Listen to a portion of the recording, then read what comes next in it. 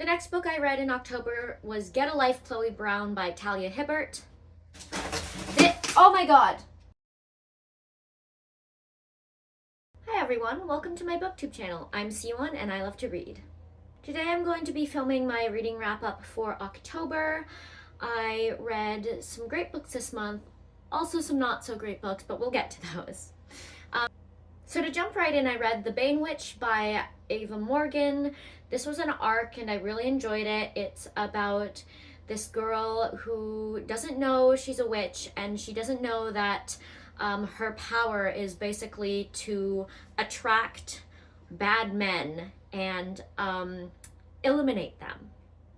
I really loved all of the characters in this book. When one of them died, I cried, and I don't really cry at books, so that's a good sign. It was really engaging. It was really easy to read. It was like a light fantasy, but nothing super complicated. The magic wasn't hard to understand, and I really enjoyed it. I gave it 4 stars. The next book I read in October was Get a Life, Chloe Brown by Talia Hibbert. This one I rated similarly. I gave it 4.5 stars. It's about a girl named Chloe who happens to have a disability.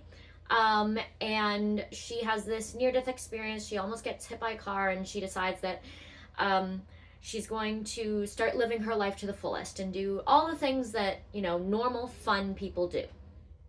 So yeah, I thought this book was super fun. The writing is really, it has that like dry British humor that I love. And the MMC is really charming, and they start kind of as rivals. The only reason I took a 1/2 star off was the 3rd act breakup, which I just hate. I hate. I know that it's like the classic formula for a rom-com, but I hate the 3rd act breakup, so 4.5 stars. Next, I finished These Infinite Threads by Tahereh Mafi. This is the 2nd book in the This Woven Kingdom series, and it does not suffer from second book syndrome at all. It starts right where the first one left off, and it's really exciting. The character development is so good. All the twists and turns are so good. I really, I am in love with the series, and I haven't picked up the 3rd one yet because the 4th one isn't out yet, and I don't want it to end. So, yeah, These Infinite Threads, can't recommend enough. 5 stars. Next, I read The Shadows Between Us by Tricia Levenseller. This is a dark fantasy, a dark romance. It follows a girl named Alessandra whose kind of goal in life is to become rich and powerful. This was really good. I thought that like a couple of the twists were quite predictable. But I still really enjoyed it. I thought that the writing was good. I thought that the characters were really fun. I loved Alessandra. She's so devious. And I overall loved this book, like read it in like a sitting. So 5 stars. Next, I read Canadian Boyfriend by Jenny Holiday. This book was so charming. It's about a girl who, as a teenager, she meets this guy when she's working at her job at the mall, and he's Canadian and he's just passing through, and she is kind of a loner. She's a ballet student. She doesn't really have any friends because all the kids at school think she's snooty because she does ballet, and she basically invents this fantasy that this guy she met from Canada is her boyfriend, her long distance boyfriend, and she writes letters to him, and fast forward by like 13-15 years, she's now an adult and she runs into him again, and he becomes her boyfriend for real. They fall in love.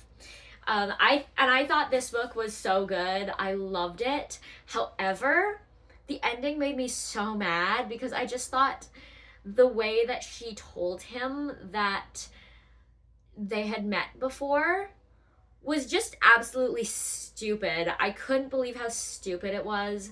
It wasn't just that it was a 3rd act breakup. It was that the 3rd act breakup was particularly stupid. The way it came about was particularly stupid. And so I took a whole point off for that because I just hated it so much. I like put the book down and like walked away from it when that happened. So other than that, loved it. 4 stars. Next, I read The Cinnamon Bun Bookstore by Laurie Gilmore. This one I really wanted to love. It's like a cute, cozy fall romance, and I loved the Pumpkin Spice Cafe. But I just didn't love this one as much as the first one. I thought it was kind of annoying. I thought that the MMC, he's in love with the FMC from the first page, and his pining is really annoying. I'm like, either tell her how you feel, stop being an idiot, or get over it. Like, I don't really have any patience for kind of the pining aspect of being in love. And the FMC Hazel, like, I thought was particularly dense about it. She was like, oh, he doesn't have feelings for me, and he clearly has feelings for her. It's so obvious. So anyway, I read this one. It was fun. I didn't love it. 3 stars. Next, I read Spookily Yours by Jennifer Chapman. This is another kind of cozy fall romance. I thought that this would kind of be more, I don't know what, than it was Ollie. They're soulmates, and it was just insta-lovey because of that, and like, I just really didn't find it engaging. I really enjoyed the first part where the MMC is actually stuck as a cat, and she's got this talking cat in her house that she has to figure out how to turn back into a person. But after that, I just kind of was like, why are we here? I've lost interest. Like, the burn was not slow. It was a very quick burn. And the ending was so predictable, and I just really didn't enjoy it that much. So 2 stars. Next, I read Loverbirds by Leanne Egan. This is a queer romance. It's YA. I picked this up on a whim when I went in for I can't remember what I was going in to get, but I was going into the store to get a particular book, and I saw this and I picked it up.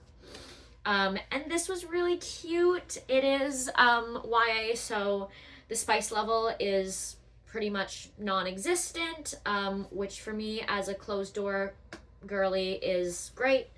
The only thing about this book is the author didn't manage to convince me that after the 3rd act breakup, they should be back together. Like, to me, the grand gesture that the one girl makes isn't enough to kind of repair the damage that was done. I also might just be projecting because, like, if I were in their shoes, like, I wouldn't want to get back together with that person. So that could just be me. Anyway, I loved it up until the ending, so 4 stars. Next, I read Beach Read by Emily Henry, and oh my god, this book is so good. This is about 2 rival authors who end up vacationing in houses next to each other, and it's so good. I just can't explain how good this book was. This was my 2nd Emily Henry book, and I think this easily is like my favorite over Happy Place. I rated it 5 stars, but it was everything that I wanted in a romance, like a mature adult romance. It's sweet, and it's funny, and it's smart, and it's tear-jerking, and it's heartwarming, and it's just beautiful, and the writing is so good, and there's so much humor in it, and it's just like the perfect romance book for me. The last book I read was A Dance of Flame and Shadow by Sarah Batty. This is also an arc, and let's see, I rated it 2.5 stars. It wasn't good, it wasn't bad. It was pretty straight down the middle. I thought the writing was okay. It wasn't particularly compelling. It didn't really suck me in. I took a few days to read this one, even though it's quite short. I wasn't sold on the romance, and I was like not really sold on the whole, there was like, it's a fantasy, but there's like a small time travel aspect, and I really was like not here for that. And I just felt like the FMC was kind of generic. She was just a typical fantasy protagonist. I was like, I simply don't care. I simply do not care, and I was not given a reason to care. So this one unfortunately fell flat for me, but I would be interested in reading the second one though, because there is a twist at the end that I was like, okay, that catches my attention. So I would probably continue this series just out of curiosity. And on that note, that is all I read in October. I hope you enjoyed these brief and terrible reviews. And like really, like, go read Beach Read. Thank you for sticking with me if you're returning, and like and subscribe if you're new here. And I will see you in the next one. Bye.